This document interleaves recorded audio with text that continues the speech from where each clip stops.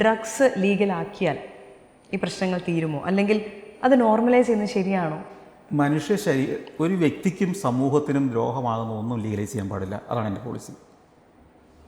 ഒരു വ്യക്തിക്ക് അയാളുടെ ആരോഗ്യത്തിന്, അയാളുടെ മനസ്സിൻ്റെ ആരോഗ്യത്തിനും ശരീരത്തിൻ്റെ ആരോഗ്യത്തിനും ദോഷകരമാകുന്നു എന്ന് ശാസ്ത്രം പറയുന്നുണ്ടെങ്കിൽ, അത് സമൂഹത്തിന് ദോഷകരമാണെന്ന് സാമൂഹ്യശാസ്ത്രം പറയുന്നുണ്ടെങ്കിൽ അത് ചെയ്യാൻ പാടില്ല. അത് കുഴപ്പമില്ല, അത് അപകടകാരിയല്ല, അത് സമൂഹത്തിന് ദോഷം ഉണ്ടാകുന്നില്ല എന്നാണെങ്കിൽ ലീഗലൈസ് ചെയ്തോളൂ. അതാരാണ് തീരുമാനിക്കേണ്ടത്? ഞാനീ പറഞ്ഞ മെഡിക്കൽ സയൻസ് അറിയുന്നവരും ഈ സാമൂഹ്യശാസ്ത്രജ്ഞന്മാരുമാണ് തീരുമാനിക്കേണ്ടത്. അത് സമൂഹത്തിൽ അതിനൊക്കെയുള്ള നമ്മൾ ഈ സാമൂഹ്യശാസ്ത്രം പഠിപ്പിക്കുന്ന യൂണിവേഴ്സിറ്റികൾ ഉണ്ടാക്കിയാൽ പോരല്ലോ. IITകളും വലിയ സ്ഥാപനങ്ങൾ ഉണ്ടാക്കി അവർ പഠിച്ചിട്ട് റിപ്പോർട്ട് പറയട്ടെ, അവരോട് ചോദിക്കേ. ഇവിടുത്തെ രാഷ്ട്രീയക്കാരനല്ലോ ഇത്തരം കാര്യങ്ങൾ തീരുമാനിക്കേണ്ടത്. ഒരു പാലം പണിയുമ്പോൾ എത്ര കമ്പി ഇടണമെന്ന് രാഷ്ട്രീയക്കാരനല്ലല്ലോ തീരുമാനിക്കുന്നത്, എഞ്ചിനീയറല്ലേ. റോക്കറ്റ് വിക്ഷേപിക്കുമ്പോൾ ഏതാണ് ഇന്ധനം ഉപയോഗിക്കേണ്ടതെന്ന് രാഷ്ട്രീയക്കാർ, പ്രധാനമന്ത്രി അല്ലല്ലോ തീരുമാനിക്കുന്നത്, ISRO അല്ലേ, ശാസ്ത്രജ്ഞന്മാരല്ലേ. അങ്ങനെയുള്ള ഇത്തരം വിഷയങ്ങളിൽ അതിന് അഭിപ്രായം പറയാൻ കഴിയുന്ന ആളുകൾ അഭിപ്രായം പറയട്ടെ, അവരോട് അഭിപ്രായം ചോദിക്കണം, അവരുടെ കമ്മിറ്റി ഫോം ചെയ്യണം. അത്തരം കാര്യങ്ങളിൽ പഠിച്ചിട്ടുള്ള മറ്റ് രാജ്യങ്ങളുടെ റിപ്പോർട്ട്സ് എടുക്കാൻ ഇന്നത്തെ കാലത്ത് എവിടെയെങ്കിലും ബുദ്ധിമുട്ടുണ്ടോ? ഇൻ്റർനെറ്റിൽ എവിടെയാണ് ഇത് പബ്ലിഷ് ചെയ്ത റിസർച്ച് ചെയ്ത പേപ്പറുകൾ കിട്ടിയാലാത്തെ? അപ്പം ഇതിനൊക്കെ സാധ്യതകളുണ്ട്. അപ്പോൾ ഇതിൻ്റെയൊക്കെ അർത്ഥം വേറെയല്ലേ. ഇതൊന്നും യഥാർത്ഥത്തിൽ നടപ്പാകാതിരിക്കാൻ വേണ്ടിയിട്ടല്ല.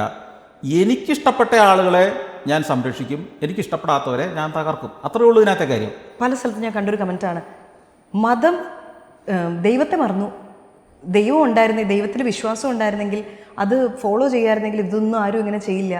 ദൈവത്തെ മറന്നു, മതങ്ങളെ നിന്ദിച്ചു തുടങ്ങി, അതുകൊണ്ടാണ് ഈ സാമൂഹികമായി ഉണ്ടാകുന്ന പ്രശ്നങ്ങളെല്ലാം എന്ന് പറഞ്ഞിട്ടുള്ള ചില കമൻറ്റുകൾ ഞാൻ അവിടെ കണ്ടു. മതം എപ്പോഴും വളരെ മുകളിൽ നിൽക്കുകയാണ് എന്നുള്ളതല്ലേ അതിൻ്റെ അർത്ഥം. അതിനുവേണ്ടി കമൻറ്റ് ചെയ്യുന്നവരും ആ വഴി പോകുന്നവരും ഉണ്ട്. സാർ എപ്പോഴെങ്കിലും അതിന് ആ ഒരു മതത്തെക്കുറിച്ചുള്ളൊരു ഇത് എപ്പോഴെങ്കിലും ചിന്തിക്കാറുണ്ട്? ഞാൻ ചിന്തിക്കാറുണ്ട്, ഒന്നുമില്ലായിരുന്നെങ്കിൽ പ്രശ്നങ്ങൾ ഉണ്ടാവില്ലല്ലോ, യുദ്ധങ്ങൾ ഉണ്ടാവില്ലല്ലോ എന്ന് വരെ ഞാൻ ആലോചിച്ചിട്ടുണ്ട്. പക്ഷേ സാറ് മതത്തെക്കുറിച്ച് അങ്ങനെ ചിന്തിച്ചിട്ടുണ്ടോ? ഈ മതവും ദൈവവും രണ്ടാണെന്ന് വിശ്വസിക്കുന്ന ഒരാളാണ് ഞാൻ.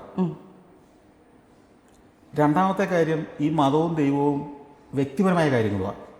വ്യക്തിപരം എന്ന് പറഞ്ഞാൽ എനിക്ക് ചിലപ്പം ദൈവം ആവശ്യമുണ്ടായിരിക്കാം, താങ്കൾക്ക് ചിലപ്പം ദൈവചിന്ത പോലും ഇല്ലെങ്കിലും ആത്മവിശ്വാസത്തോടെ ധൈര്യമോടെ ജീവിക്കാനുള്ള മനഃശക്തി ഉള്ള ആളായിരിക്കാം. മനസ്സിലായില്ലേ? ഇതൊക്കെ നമ്മളൊരു ബസ്സിൽ യാത്ര ചെയ്യുമ്പോൾ, ബസ് ഓടിക്കൊണ്ടിരിക്കുമ്പോൾ കണ്ടക്ടർ എവിടെയെങ്കിലും പിടിച്ചു നിൽക്കുന്ന നമ്മൾ കണ്ടിട്ടില്ല. കണ്ടക്ടർക്ക് അറിയാം, ബാലൻസ് ഉണ്ട്. എന്നാൽ പാസഞ്ചേഴ്സ് മുകളിലത്തെ കമ്പി പിടിച്ചുകൊണ്ടിരിക്കും എന്ന് പറഞ്ഞ പോലെയാ. ഈ മുകളിൽ പിടിക്കാൻ കിട്ടിയൊരു കമ്പിയാണ് ദൈവം. അതേ പിടിച്ചാൽ നമുക്കൊരു ധൈര്യമാണ്, വീഴില്ല. ഒരു ബ്രേക്ക് ചവിട്ടിയാലും നമ്മൾ അതിജീവിക്കും. ആ ഒരു പിടുത്തം അത് വേണ്ടവരും ബലമായിട്ട് അതേ തന്നെ പിടിക്കണമെന്ന് എൻ്റെ അഭിപ്രായം. വേണ്ടവർ ഡെഫിനറ്റ്ലി ബാലൻസ് വേണം. ഈ കണ്ടക്ടർക്ക് സുപരിചിതമായി ഇത്രയും വർഷങ്ങളായി അയാൾക്കറിയാം ഇത് ബ്രേക്ക് ചവിട്ടിയാൽ അയാൾ നിൽക്കുന്ന ഒരു പ്രത്യേക പൊസിഷനിലായിരിക്കും. മനസ്സിലായില്ലേ? മുമ്പോട്ടും പുറകോട്ടും കാല് വെച്ചിട്ട് അയാൾ നിൽക്കുക. ചാരി അയാളൊരു ട്രൈപ്പോഡ് നാട്ടി വെച്ച പോലെ അയാൾ നിൽക്കുക, ബസ്സിൽ നിൽക്കുക. അയാൾക്കറിയാം ഒരുമാതിരി ചവിട്ടൊക്കെ വന്നാലും അല്ലെങ്കിൽ ബ്രേക്ക് പിടിച്ചാലും ഞാൻ ബാലൻസ് ചെയ്യും. അയാൾക്ക് ഈ കമ്പി പിടിക്കേണ്ട ആവശ്യമില്ല. എന്നാൽ തീരെ അത്യാവശ്യം ചിലപ്പോൾ അയാളും കയറി പിടിച്ചെന്നും ഇരിക്കും. അപ്പം ഇതാണ്. അല്ലാതെ അതിനെ നമ്മൾ ദൈവം അല്ലെങ്കിൽ മതം വേണോ വേണ്ടയോ എന്നുള്ളത് ഇപ്പോഴും അർത്ഥശൂന്യമായൊരു ചർച്ചയാണ് ഞാൻ വിശ്വസിക്കുന്നത്. അത് വ്യക്തിപരമായിട്ടാണ്. ഞാനത് നേരത്തെ പറഞ്ഞിട്ടുള്ളത്, വ്യക്തിപരമാണ് ദൈവത്തിൻ്റെയും മതത്തിൻ്റെയും കാര്യം.